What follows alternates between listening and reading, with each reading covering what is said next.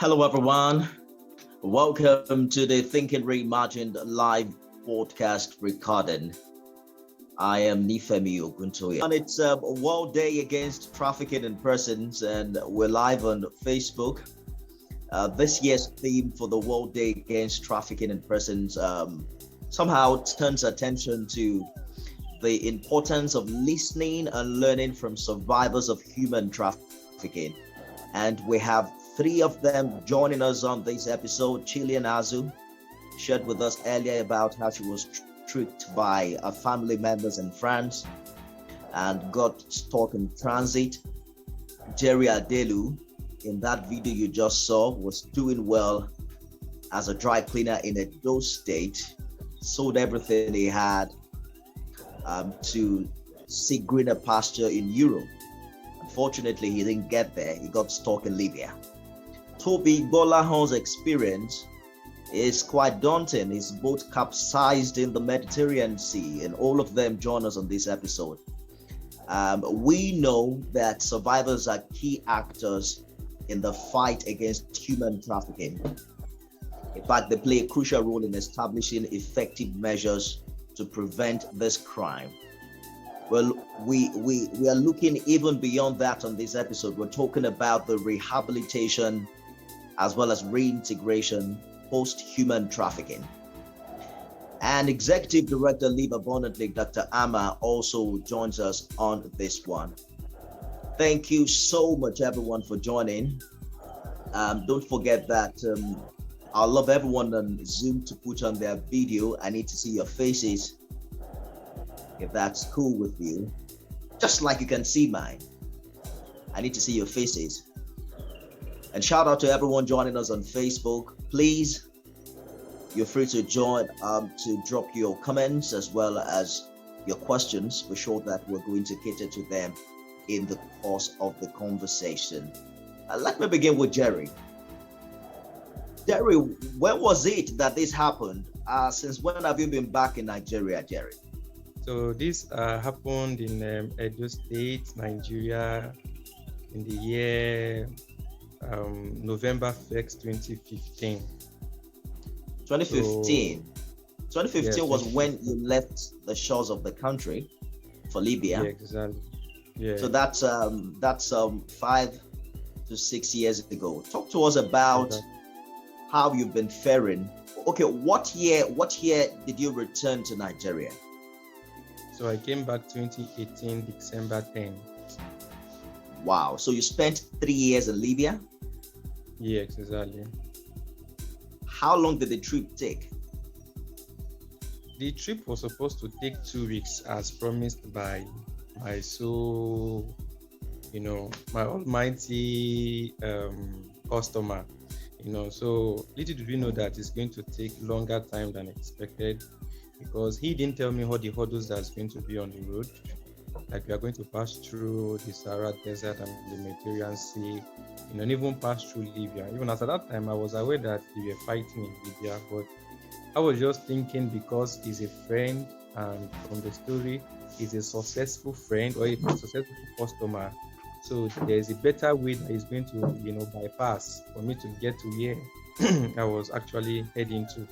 So, but I didn't know that we are still going to pass through that same shores of Libya, but I really see, the other side of life. When we are in Nigeria, yeah, we are seeing life from another perspective. Like, everything is where, God is going to make you way. Just also, God will bless you. So, but like I used to say, I've not actually seen that get to life. Somebody pass through pain because you want to, aspire in life, you want to go far in life, or you want to get greener pasture.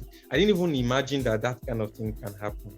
So, getting into that Libya changed the whole story. Like, the whole story was not being real, because what he promised me before was different from what I was saying. At that point, I could not go back, because where I was going to was tougher. Where I was coming from, via the Red Sahara Desert, was very tough for me to okay, let me go change my mind and say, I'm not going again, let me go back. So, but when I was in Libya, a lot of things was just coming to my mind, because I saw a lot of persons there, a lot of Nigerians there. These Nigerians we are talking, they are over 700, 800 persons per camp. When I mean per camp, per tranche, and these people, they have it in different sections in Libya. So some persons can be in, for example, Ikorodu, another person will be in My 12. Hold on, Jerry. These camps you're talking about, are they government prisons? No, they are not government prisons. They are Nigerians prisons. The people who are in charge of that prisons are Nigerians like you and I, who are actually holding people captive in Libya. Oh, the human traffickers. Yes, it's not the Libyans. It's not the Libyan citizens that are actually, trapping people in Libya. They are the Nigerians who they transfer us to via that transit that normally keeps us in that kind of situation, so that's how they make their money, so that they can be able to fall back home. So I have heard you tell this story several times, Jerry, and it still gives me the chills each time I hear it. But I want us to talk about life after Libya, particularly when you returned to Nigeria in 2018, I believe with the help of IOM and other government agencies. Am I right? Yeah, you are right. All right. So what has the experience been for you? You used to run a dry cleaning firm prior 2015. What was the reintegration process like for you, and how are you faring right now? So, Nifemi, coming back home was another big issue for me, because people that knew that I traveled, when I came back, they don't even want to know if I actually traveled the right way. What was on their mind was like, this guy traveled, bros, you must buy me drink. What did you bring from abroad? You understand? And in my own section that time, everybody would say, bros, it has been long that I saw you. You have to buy me drink. What did you bring from abroad? But the stigma was there, because so people that know that I went to Libya, the stigma was there. Some persons feel like, please don't play. We are not in the same. We are no longer in the same category. Some persons that I left before I traveled, coming back after 3 years, they've passed the level where I left them. They are in another level. So it was difficult for me to be reintegrated into the system back again. So thank God for IOM, who gave us a business idea. Okay, what do you want to do? Okay, so I told them I want to do cooking gas ancestries, and I still want to do my laundry, and they helped me, getting back to the society. So, but during the coronavirus, there was a challenge. People were no longer going to work. People were no longer ironing their clothes. So the business was going up and down. There we came together as a group and said, okay, let's form an organization called Migrant Voice. So that Migrant Voice is what we've been doing for a very long time now, since that 2018 date, where we sensitize people on the dangers of irregular migration and human trafficking, so that we'll use our own experience to tell them that the land is not as greener as they think over there, like they say. Coming back home is difficult, but what can you do in your quota when everything is not working as you want it to work in your own level? So presently now, what we are doing is we are advocating for human trafficking and irregular migration, and as well as child abuse. And I learned that from my doctor, Dr. Amma, because he likes children, and we are our children, and we also want to do the best part that we can do for the society in Nigeria. I'm going to get back to you in a bit. Chylian, I also want you to stand by. I'll be talking to you shortly. But let's talk about post-rescue trauma. And let me bring in Dr. Amma in very quickly to pretty much understand what happens, the mental health implication for Nigerians who have been the victim of irregular migration and in some cases human trafficking. It's one thing to have them return to Nigeria, but it's a totally different ballgame entirely to have them rehabilitated. Dr. Amma, what do you think? Would you say that we're doing enough? Because the challenge as we know it is that I stumbled on the statistics earlier that close to 50% of Nigerian youths are interested in traveling abroad. The story we hear is that those of us who are here are not even well taken care of, let alone those who have tried to run away and they have returned home. Talk to us about your experience with these returnees, and do you think that we have a working infrastructure to better rehabilitate them and have them reintegrated into the society? Nifemi, and of course to all the youth members with us today, thank you for joining us on this day, because as you know, it is very important for us to get the awareness out there on the consequences of human trafficking and irregular migration. I'm so glad that we're focusing today on the issue of rehabilitation and reintegration, because that is very critical for those who have left Nigeria on those premises and then returned. And to be honest with you, on a global scale, we really need to expand it to a global scale, because many of these experiences are very similar. In terms of rehabilitation, we're talking about people being able to live with the lives and the experiences they have tried to leave Nigeria irregularly or via human trafficking means. And of course, with reintegration, we're talking about the acts of bringing them back, re-socializing them in the community, supporting them in terms of getting the mental health support, getting jobs, having housing, and that full integration into society. One of the things that makes today really poignant is that we're hearing directly from these three young people about their experiences. And it is hoped that by sharing their experiences, they deter others from taking on these kinds of actions. But what is also important is to look at what steps are being taken to ensure that their reintegration and rehabilitation is full course and long term. Very often, the measures that are provided are very short term. You take this course and hopefully you have the means to find a job, or you take this step in terms of having some housing, but you have to learn the skill sets that you need to now come back. The biggest issue, as you have mentioned, is the traumatic experience and the stigma that follows with it. I am sure that they will all share with you that to some extent they have been stigmatized by these experiences.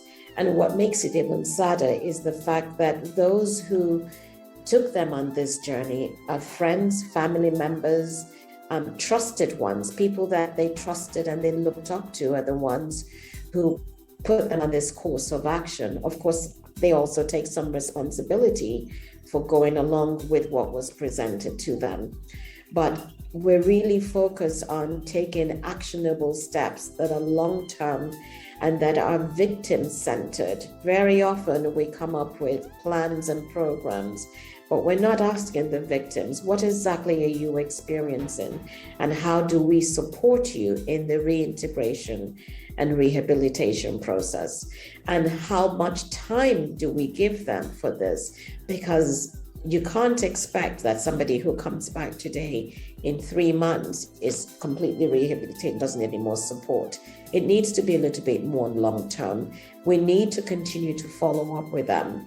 And I do not believe that in this particular society, that the psychological support, the therapy, the coaching is made available. And that is a critical point and critical aspect of being reintegrated or rehabilitated into your community or your society. I'm going to stop for now because really the focus is on the victims. And I thank them again for joining us today.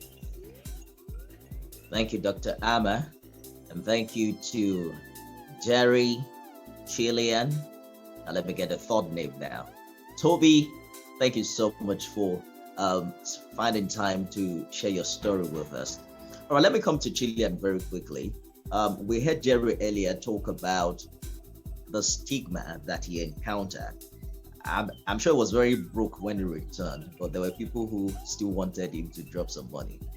And of course, there's also the issue of post-rescue trauma.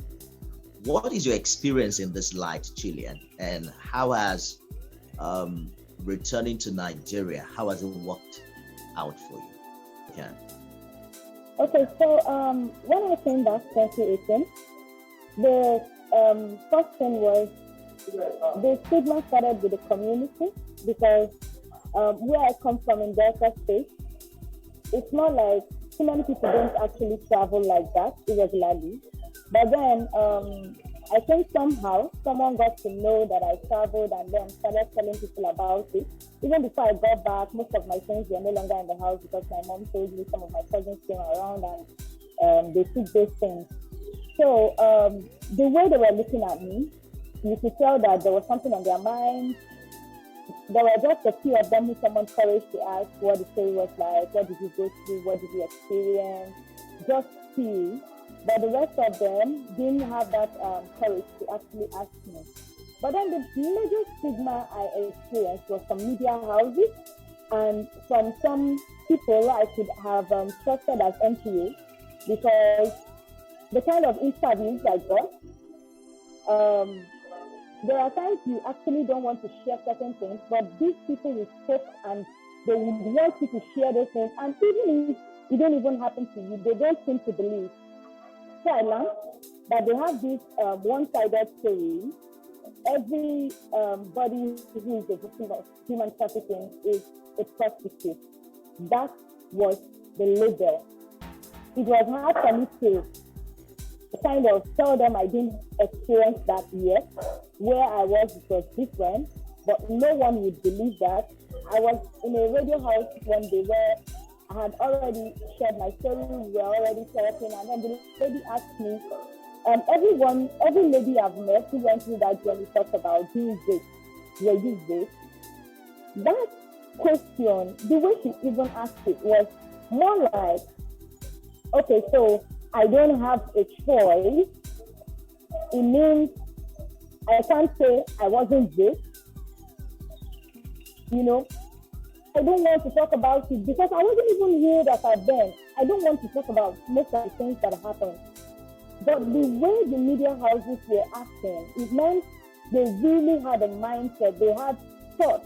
So the kind of stigma we experienced was basically from media houses, especially for females, from media houses and from NGOs who really wanted the story. They didn't go about it the right way. So it ended up making me think that the only thing that I was useful for was prostitution.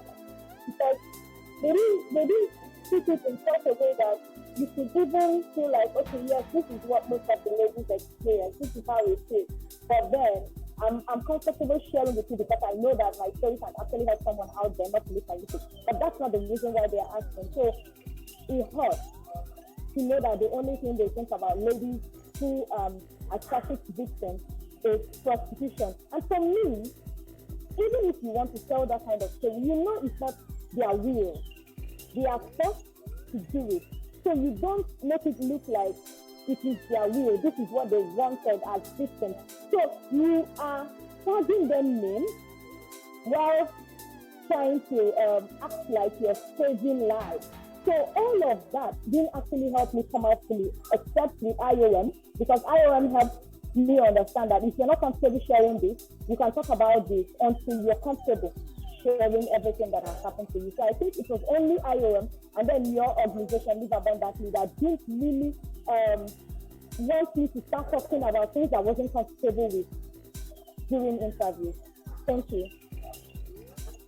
On behalf of the terrible journalists who asked you terrible questions, we are sorry. What year did you return, Chylian? 2018. You spent how many years there? 2017 December. I left 2017 June. I came back 2017 December. So it was more like a 6-month journey. I was stuck in transit. Okay. So I listened to your story and you talked about the financial challenges, how you had challenges with school, you had a 4-month-old baby, and you felt that, this person who was in France was a family member and they were so concerned about you. That was why they wanted you over. Now, talk to us about life afterwards. That's some 3 years plus now.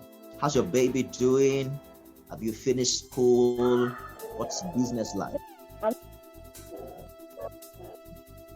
I'm smiling now because my son is 4 years old now, so he's doing very well. And I'm done with school. I'm done with my BSc. I'm awaiting the results. So probably before the end of next month, I should have it. And everything has been just good, especially with volunteering, because that actually helps me get better. So I volunteered for one of IOM's projects, Migrant as Messengers. That also helped me start my own organization. You can see I'm wearing the t-shirt, Returning Forum. So it helped me decide how to use my story to impact life, rather than just go back, sit back, and keep crying about what happened to me. So I was inspired to share, inspired to teach people, inspired to educate people through the Migrant as Messengers and several other opportunities that some of the NGOs, like especially IOM and the organization, are giving me. I want to go to Tobi, but let me ask you this very quickly, Chylian. So there are people who return like you, but who are now into the world of crime, or who are even trying desperately to return to where they came from. What kind of help do you think that they need now, perhaps that you got, that has given you a totally different story to share? Okay, so thank God for one of IOM's monitoring and evaluation program now, that because they asked us certain questions about what these returnees actually need. It's more like, I think a lot of them, before coming, had some kind of idea. They didn't really understand what reintegration was like. And then at some point, they got it wrong, because I made that kind of mistake as well at the very beginning of my reintegration. But then, there are ways they can actually get help from IOM, especially the ones that need mental health and psychosocial support. So through the monitoring and evaluation program of the IOM, they are going to be calling all the numbers that the returnees have given when they return, even if it's family member, so that they can know how they are faring and give them help. And then I would also advise returnees, don't keep it to yourself. All right. The reason why most of us get desperate and want to go back, or are not satisfied with what is going on in our lives, is because we keep everything to ourselves. We don't talk about it. Then we have to start talking about it. Currently, IOM has mental health support, working with returnee teams. We have returnee associations. You can talk to these people so that they can refer you to the organizations that can give you help. You don't just sit down there and expect help to come. People can't just know that you're there, except you come out. And besides, most of them dropped wrong names. Like when I came back, we were afraid that the federal government was going to punish us, the rumor we heard and all of that. So many people didn't use their real names. So it's even difficult for people to reach you. So you have to come out so that they will know you exist. If you don't come out, nobody knows that you have these troubles. So returnees have to start stepping out so that people can see them and give them support. There are a lot of people who want to support returnees, but returnees have to come out as well for them to get this support. Thank you for sharing, Chylian. I'll be back with you shortly. Let's talk to Tobi. Tobi is sitting in his office now. I can see the picture of Mr. President behind him. But some years ago, Tobi was in a boat that capsized on the Mediterranean Sea on his way out of Nigeria. What was that experience like, Tobi? Firstly, I will say a very big thanks to Life Abundantly for having me here. And I will say a very big thanks to you as well, the anchor of the program, and also the others people who are here. That year, for my experience on the Mediterranean Sea was saddening, was a trauma, was a problem for me, because that day I could remember that I was in the camp after I made my journey successfully to the to Libya. Camp is a place whereby people are waiting. It's a storage place why they put people hoping to push them through to Italy. And the only means why you can get to that place is to pass through the Mediterranean Sea. That's the only channel for you to get to Italy. We're in Libya. So I was in my camp daddy, and they were like, Toby, today we are going to push you. Okay, say fine. So I was the last person on the boat that day, and we started the journey. So we are going. Firstly, the first experience that day was like, I noticed that we were kidnapped, because on the boat we noticed there was other boat that was pursuing us, and that one got to us, and from that boat they were dressed like an armed person, like soldier or something, and one of them just jumped into our boat, and it was like he said we should redirect our boat from heading to Italy and back to Libya. What happened? So when we are going with a gun pointed on the captain that drove that boat that day. So by the time we were heading to the shore of the sea, so even the kidnapper noticed that our boat was leaking. So when we noticed that before we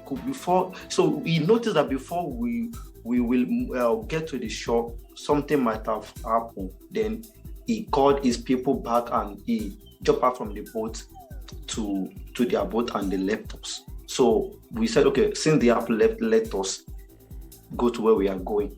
Of course, we have a destination, that is Italy. Nobody wants to go back to Libya again, because for you to have gotten to that side of your journey, it was wow. So when we left our boat going, our boat water was coming in, and we could not make the journey again. One of the firstly, the boat experience is something like a canopy that they will blow and put some wood inside, where you people will sit down and feel comfortable little. So, and that boat will be stuck with we have so many passengers stuck with different people, different countries, Ghana and stuff like that. So ongoing, one of the both side already capsized, and we were the one just holding the other people to come to the sea. What saved us that day was because that we have not even got to the middle of the sea. I think maybe we have moved maybe we have gotten to the middle of the sea, all of us will have lost our lives. So the first experience that we were firstly kidnapped, that little save was because we were redirected back to the shore before we started the journey again. So, but thank God I made the journey. I did not lose my life on that day. I want to be seated here today and be talking of this. Thank you. Congratulations, Tobi. So you have gone to study. You are now a travel consultant. I believe the drive is to ensure that people exit the country the right way. What has the experience been like for you? How easy has this journey been since you returned to Nigeria? Okay, thank you. Before I traveled to Libya, I traveled to I was in Dubai before. I traveled to Dubai regularly, not irregular. You understand? So for me to have had that experience of traveling to Dubai, both on tourist and employment, coming back to the country before I headed to Libya, gave me this kind of experiences. And I was like, when I come, also I was in detention camp one day. I was like, what pushed me to this is mostly the Libya journey, because I saw thousands of Nigerians there that they want to travel out because of the, maybe let's say Nigeria factors or stuff like that. There's nothing bad in you want to travel out. It's a dream, nothing bad in it. There's no harm in you want to travel abroad, you want to live abroad. It's a dream. But the truth is, you should do it rightly. If you do it rightly, there won't be problems for you. Only if you do it irregularly, that is where you have problems. So when I came back 2017, that year, I have HND in accountancy. So I firstly work in a retail company, which I worked there as an accountant. So with the accountant, I was able to save a little money. Then with that, I went for a travel courses. I was there was a company a very big company in Lagos. Their travel company is owned by one of the famous people in Nigeria. So I went there for like 6 months to study how this is to be done. Travel assistant, ticketing, hotel accommodations, everything that comes to it that has to do with travel. So in that process, I was able to apply for Amadio courses, stage 1 and 2, for me to be able to be a certified travel consultant. And since that to date, I've been able to go wide. I have testimony of people that have traveled through me. One thing I do is I don't promise people visa. I don't tell you, okay, come, your visa is sure, because I'm not embassy. That is why I try to distinguish myself between a travel agent and a travel consultant. The word consultant means you want me to undo your case. So then I do it for you. You get your visa fine. So I even have an indemnity form. Whereby if you want to come with me, I'll have you to sign this form for you to see. I don't promise you a visa. I only want to do for you visa advisory, and that's how it has been done. Currently, I have a business website where people can go there and see what I do and see testimony and see people who have traveled through me. Thank you. Do you still nurse the Italy dream? Do you still want to go to Italy? Of course, yes. Of course, yes. It's not like I still want to travel abroad. It might not be Italy. It might be different country, but just for maybe visiting. Because what I'm doing right now, I'm saying that I'm saving lives, and also this is a dream come true for me, because I create employment for myself. Maybe I want to travel abroad because I want to go and work. I want to the greener pastures and stuff like that. But I have it right now in Nigeria. The greener pasture I want to go and find in Italy, I have it here, and I'm doing it legally. But there's nothing stopping me like I have a dream to travel abroad, possibly maybe with my wife and children. Let's just go for vacation, adventures and stuff like that. Travel is education. Absolutely it is. But please, this time, don't go through the Mediterranean Sea. Of course, I mean that. Don't go through Libya. It's all right. So I'll get back to Tobi, Chylian, and Jerry in a bit. Dr. Ama, kudos to Live Abundantly for this very special one. The victims' voices lead the way is the theme for the UN's theme for this year's World Day Against Trafficking in Persons. And there's no doubt no other person can tell it the way we've heard these three people talk to us on this episode. But let's quickly talk about the Nigerian dream. On a lighter note, they say the Nigerian dream is traveling out of Nigeria. I mean, taken out of the country. 50% of Nigerian youths want to live outside Nigeria. Isn't that shocking? And I'm asking Dr. Ama because Dr. Ama has lived outside Nigeria. I believe that she's even a citizen of another country.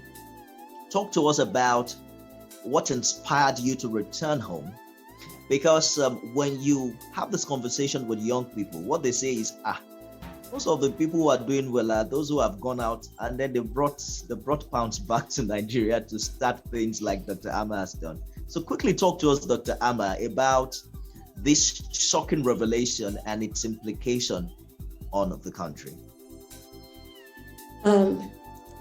Kudos to all the people on here today who were sharing their stories, because it takes great courage to speak openly about your experience. And yet you're impacting the lives of others, and you're inspiring others to recognize that the greener pastures do exist in Nigeria. It just needs people. It just needs a little bit nurturing and support and understanding from the larger community. What is shocking about human trafficking is the number of people it affects globally. The estimate is 40 million. That's an estimate. And the reason we don't have the full number is because there is no data. It's illegal human trafficking. It is irregular migration. What is most concerning is the amount of money that's being funneled through this cartel of human trafficking $250 billion. Share this statistic because we don't have the full statistics or any form of statistic that really shows us or tells us what is going on for the Nigerian youth. And we say the youth because they're the ones who are absolutely disenfranchised right now. When you look at the average age of Nigerians, they're really the youth, right? The under 35, between 25 and 35. They're the ones, as all of these young people have indicated, who have been to university or were in university and for financial reasons or others could just not carry on. And so we come back to the issue of the situation in the country. We know that there's insecurity. We know that there's poverty. We know that there are very few jobs. We know that even the infrastructure, when I talk about infrastructure, I am not talking about roads. I'm talking about water, electricity, health, education. That is the infrastructure that we need to change the society, to develop the society. It just does not exist. There is no funding. As I listened to all of them speaking, they kept going back to IOM, the International Organization for Migration. That is funded by the EU and other countries. It is not a Nigerian organization. And so the comment or my comments come back to what is Nigeria doing to support the youth, the disenfranchised citizens of this country? If we're going to tackle this problem, there needs to be funding for education. There need to be services, social services. There needs to be education. There needs to be social education where we're talking about the ills of irregular migration as well as human trafficking. These are the poignant questions that we need to ask ourselves, the larger society, government, private organizations. Chylian alluded that very often, the questions or the push was really to see if the female had been a prostitute. Here's the truth.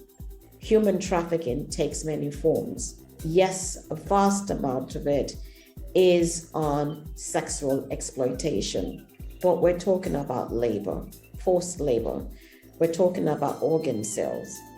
And as a matter of fact, human trafficking permeates the corporate world in terms of the labor that they have in companies. So it's a wider lens that has to be used to dissect irregular migration, human trafficking, and then to understand, bringing this back, the situation in Nigeria. If you are a young person, an educated young person, a vibrant young person who wants a future, and you don't feel that you're getting it in your home country, of course you're going to begin to look for greener pastures. The question is, what is the cost for you to leave?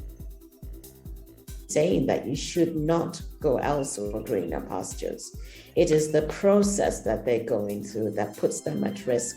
And it is that is detrimental to their well-being, physical well-being, mental well-being. Those are the things that are most important. So the fact that I am a global citizen and the fact that I have come to Nigeria to do my work is because I, like many people, can see that there is a need to address these situations, the social situations that are affecting the lives of young people, the lives of the future. The children are the future. The youth are the next generation. And we need to make sure that we provide the funding, the services, the education, the skills acquisition, the awareness that is necessary to put them on the right path so that we are not having these kinds of conversations 5-10 years from now. Thank you. That I certainly am honest that we will be having them for time to come. Thank you. Thank you. Thank you so much, Dr. Amma. I'm going to run another session through our special guests as we begin to wrap up this episode of the Thinking Reimagined podcast on the occasion of the World Day against the World Day Against Trafficking in Persons. I'm going to ask Dune if there are any questions from viewers online or the journalists who have joined us. You can kindly send it to me as a message on the Zoom platform. Jerry, let me get back to you once more. It's always exciting to see you and hear you talk about your experience and the great work you're doing. We are told that in your hands and in the hands of folks like Chylian and Tobi lies the possibility of ensuring that what has happened to you does not happen to more Nigerians. Dr. Amma mentioned some 14 million people, and that's just a very rough and inaccurate estimate of victims of human trafficking. I'm so sorry. Talk to us about 14 million globally. 14 million. 40 million globally. Yes. And that's a huge number, Dr. Amma, very huge number. That's like a nation, a republic of people. So, Jerry, quickly talk to us about what you think, what you see that is still good about this country. So I've heard people, talk about security, the issue of insecurity, the bad economy, the high cost of living. But now in Nigeria, we're still there now. Maybe we are having a Zoom meeting and we're talking and, we're doing business. Tobi is now a travel consultant.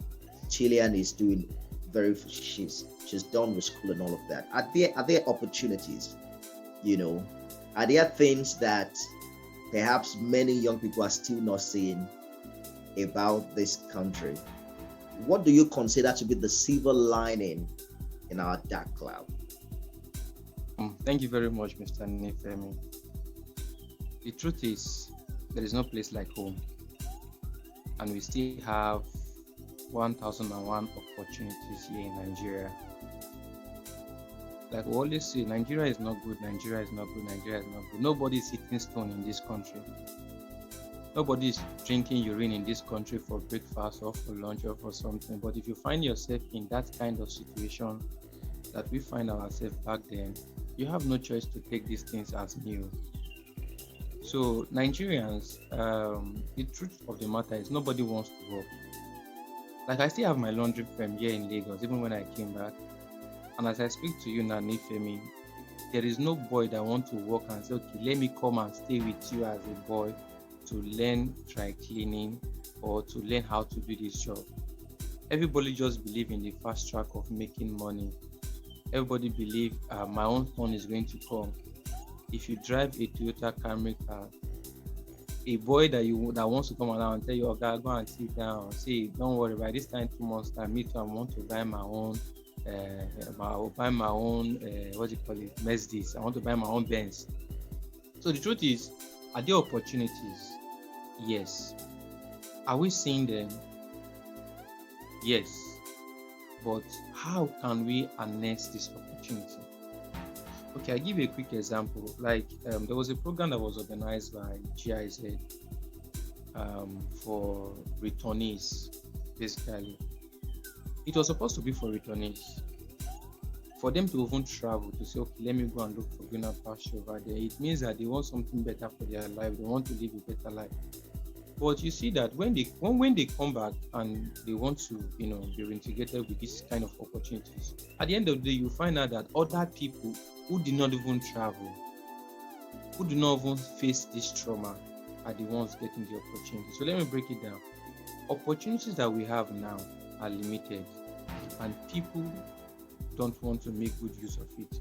You see somebody who is a returnee wants to learn tailoring. That same person wants to learn catering. That same person wants to learn hairstylist. That same person wants to learn paint production. At the end of the day, the person will not do anything with it. One road, no enter markets now. Yeah. The same person will still tell you that there's no opportunity in Nigeria. But the truth of the matter is, if we take a good statistics of people who have succeeded in the past, the big Dangotes, the big hotel dollars, they have been doing one thing for a period of time consistently. They are working on it, making judicious use of that time to make them experts in that field. But you cannot just do jack of all trades at the end of the day, master of none. You do not have any, skill. So that is the problem that I think that Nigerians have. So, and I think what they should do is get a skill. Ask questions about that skill. Thank God for Google. Do some research. What do I even want to be in life? How do I want to be it in life? Who are the people that is going to lead me to be there? After you've gotten that answer for yourself, then you put yourself in that check. Okay, in the next 2, 3, 4 years, this is what I want to achieve. If you can set that goal as a Nigerian youth or as a Nigerian citizen, I tell you, between now and the nearest future, you see yourself smiling. Look at Tobi now. When Tobi came back, it was nothing. When Chylian came back, there was nothing. Even me myself talking to you, when I came back, there was nothing. I believe Dr. Amma can testify. When the first year that we met her, we are not looking as beautiful and handsome like this. We are like, but consistently I just, taking us to be in this top notch. And I just encourage all Nigerian youth, look for something to do. GIZ is there. Lagos state government is there. If you cannot connect to these people in your own local government, go to the government, go to youth. There's youth and employment department in the local government. Ask them. Federal Ministry of Employment and Labor is there. What can I do? These things are there. Thank God for Chylian, thank God for myself, and we are sharing these things to these youth every day. How to be successful in your daily activities, what to do, you want to learn this kind of skill. So if you can get something doing, it's better for you. Because Nigeria is not waiting for those who have it before. We are evolving every day. So you too need to find something to do, so that by the time you check at your calendar when you started, you can now say, okay, for the past 3 years, for the past 2 years, for the past 5 years, I have been successful. You too will have a good success story to tell. So that is my advice. Thank you, Jerry. Chylian, I'm so inspired by your story. I don't know if I have told you this before, because you mentioned that even before you left Nigeria, you were doing quite a number of things to fend for yourself and your baby, including farming, And I'm also very inspired that now you're done with school and you're doing quite a number of things to keep body and soul together. And just like Jerry said, it's just a matter of time. Everything is going to hustle go pay, yeah? That's how they say it on the street. But talk to us about, you mentioned earlier that there is this, there's this loose and inaccurate perception about ladies who are victims of irregular migration. And it's not even limited to people who are victims in places like Libya. Here, once you're a single mother, people just believe that you can't succeed without, following men or doing stuff like that. What has inspired you to do the things you do? And what would be your advice to every other young lady who finds themselves in your shoes and who need a way out? Okay, so I'll start by saying the first thing is, what do you want to do? Know what you want for yourself first. I didn't just get a direction when I came back because I was confused about where to start from and all of that. But then being able to know what I want was the first advice I got from an IOM staff. So the thing is, most people don't know what they want. Just like Jerry mentioned, there are a lot of people who have come to my organization to learn a lot of things. At the end of the day, they are learning almost everything, but they are not holding on to anything because the first thing, they don't know what they want. I had to design for myself a vision board. This helps. I just want to keep that in. Look out for that kind of a woman you want to become. What kind of a woman do you want to be? Nigeria is a great place. Nigeria is a great nation. I know that people are complaining of insecurities. Of course, we are seeing it, but it can't be as bad as it was from where we came back from, I saw people die. Like, and if you know what you want, nobody can deceive you. Nobody can just come and say, if you don't go abroad, you will rot in Nigeria. At least we are not working here. So you should at least think for what do you want as a woman? What do you want?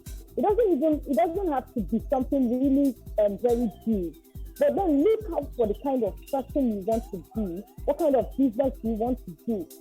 And that will help you, that will guide you on where to actually get that kind of a thing that you want to work. I remember that the moment I had a clearer idea of what I wanted to do, I talked to someone from TIZ, and then he started telling me, don't go for any of the skills training again, don't go for any of the skills training, just focus on your academics. And I think that idea helped me to go back to school and get my results.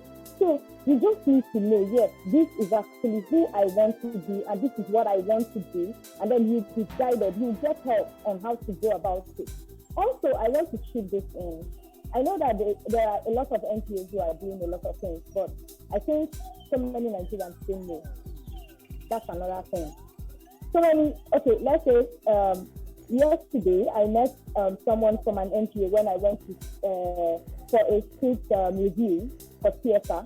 And so we were reviewing the script, I shared my story, and the lady came to me, she asked me, do you know about this very good opportunity? So when she showed me the stuff, I looked at it. It's not out there for everyone to see. So I think NGOs should also help these women. And it's a women-focused thing. It's a ladies-focused opportunity. So I think some of these NGOs can actually help young people to realize that there are opportunities out there. You can't sit in your office and expect people to start working in. They can't just come to your office and start asking you, is there an opportunity? When you have these opportunities, disseminate them. Look for avenues to give them out so that these guys can know about it. If one, I don't know how I'm going to put it, there is this idea they have that people don't want to work. I don't agree with you. Because I have quite a number of people who I know want to work. The only thing is that they've really not seen the opportunity. I told a friend of mine, she was taking pictures and the pictures were quite good. I said, here is these to same people on photography. Don't you think you can actually do this? She has never heard. So you see, if I didn't tell her, she wouldn't have known. And then that means the information is limited. We also need to help them with that. So while they have a clear picture of what they want to do, the organization should also help disseminate information that can help. We are not waiting for the Nigerian government to do anything because I'm not seeing them do anything. But then NGOs can actually do things.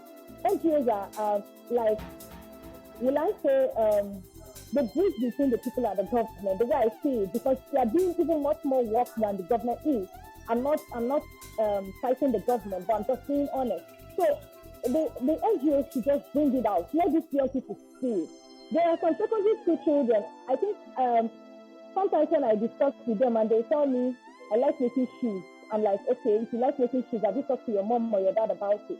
So what do parents also encourage their children to do? Some of these children want to learn skills. Do you encourage them to learn those skills, or do you just allow them to sit around? It's not getting any better. So you have to encourage young people around you to learn something. Hold on to something, because by the time things get worse, what are you going to hold on to? I think if people start pushing out the information and start encouraging people to grab them, things get better. Thank you. Thank you for sharing, Chylian. Identify what you want to do, and you can take it home from there.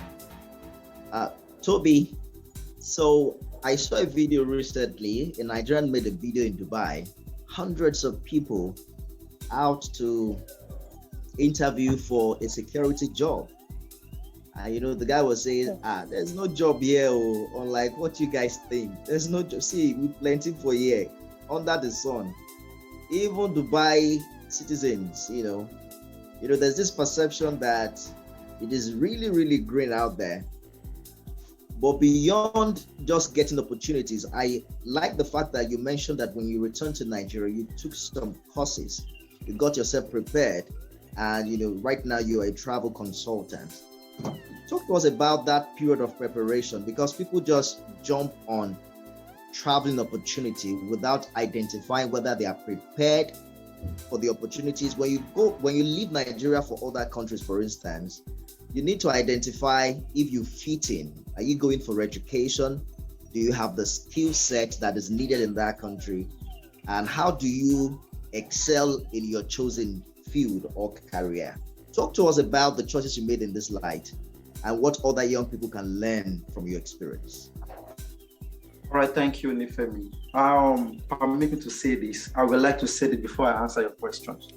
When I came back from Libya 2018, so Oyo State government came to pick us from Port Harcourt because I came through Nigerian government. Then we were just being extracted. They are just trying to extract us from each state. So I came to my state, Oyo State, and after 3 days, it was during the weekend, we tried to meet the governor on Monday.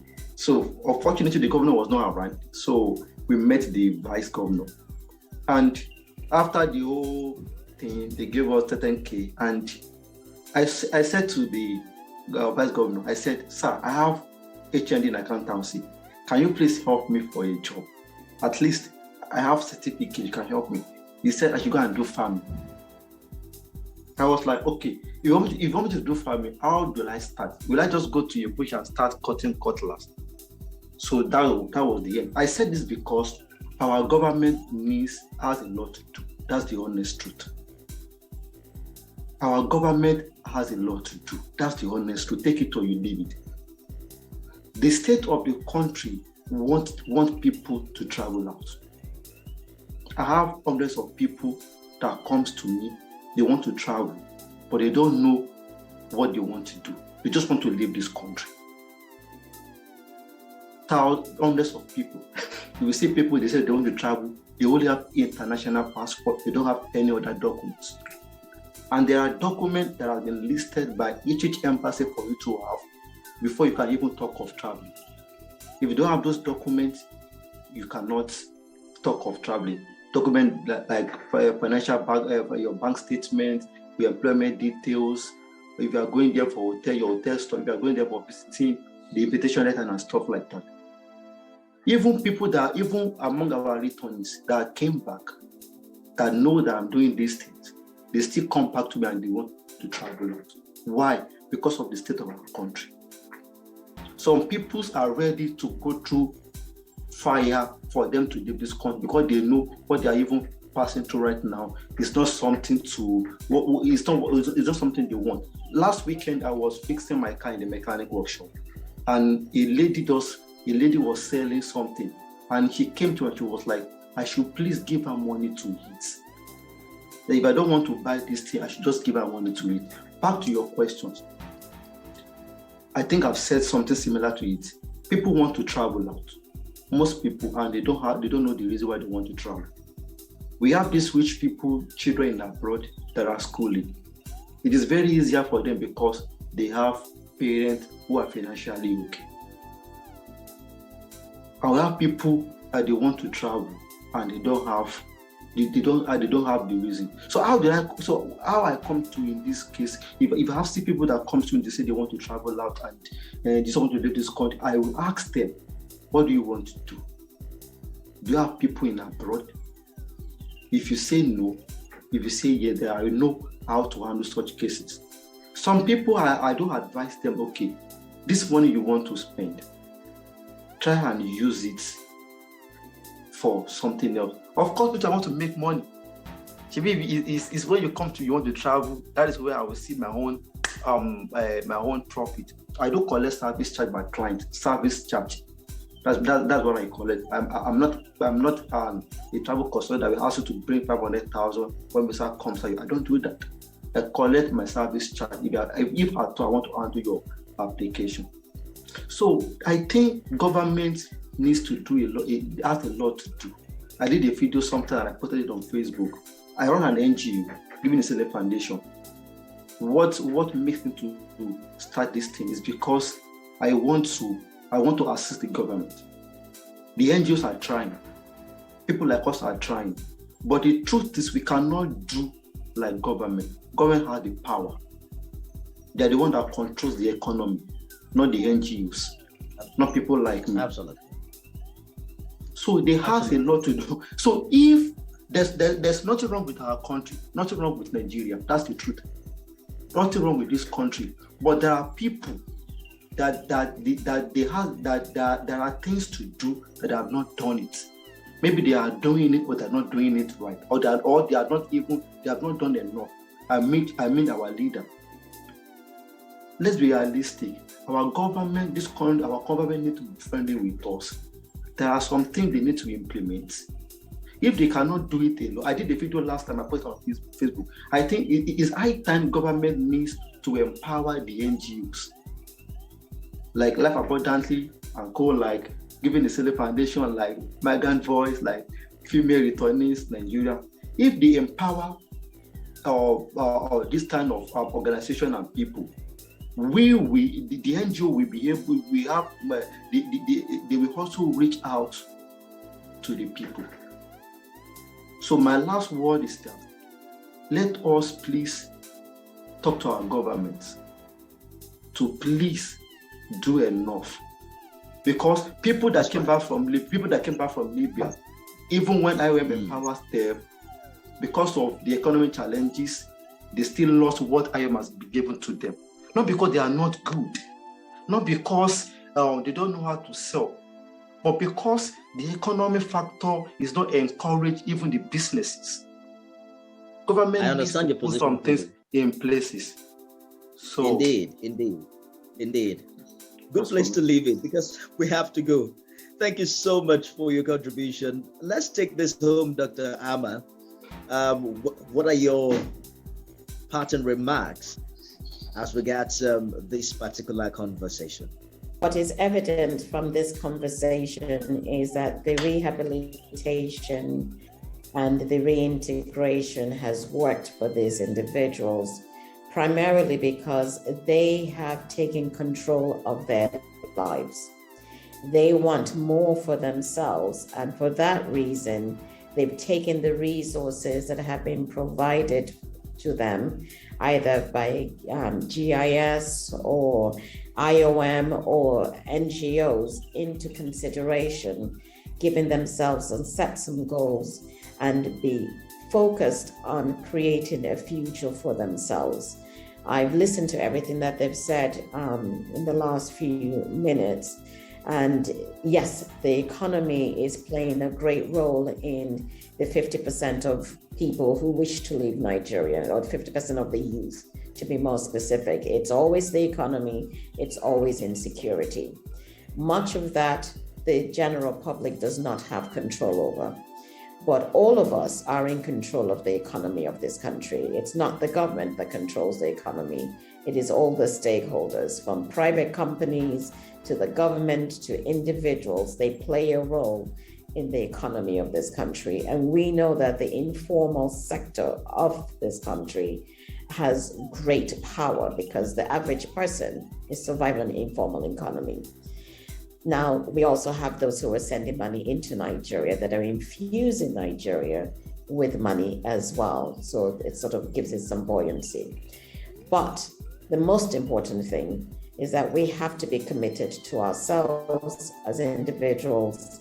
And through that commitment to ourselves as individuals, then we can be committed to the community.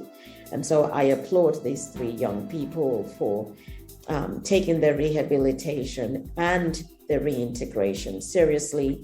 We've got young people who are sharing with us success stories, from Chylian getting her degree and being a single mom, to Tobi, who now has a business and is thriving and happy with his work, to Jerry, who has multiple businesses that he's doing, but they're empowered and they're trying to empower others. And that's what we must all do as stakeholders in this community, to empower ourselves and others, to recognize that there are opportunities here that we have to find, and to speak up about the situation that we have, particularly for the returnees. If I can say to the returnees that have come back, that are still not out there doing the work that is necessary to better their lives, you need to speak up, you need to come out, you need to let the organizations that are in place know that you need their services, you need their support, so that you can have a better life. The future is yours, and you must grab it and use it to your best possibility. I thank you all, and I hope that you all continue to thrive. Thank you. Thank you so much, Dr. Amma, for continually providing a platform to have these conversations. A big thank you to Jerry Adelu for sharing a story. Chylian Azuh, good to see you.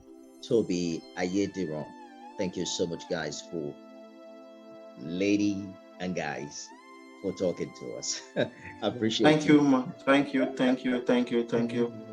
All right. You. So don't forget that you can put faces to the voices. This edition is going to be on YouTube. Live abundantly with an exclamation mark. And then you can also listen to the podcast on the Anchor FM. Thank you so much, everyone, for joining. I am Nifemi Oguntoye. We'll see you again next time.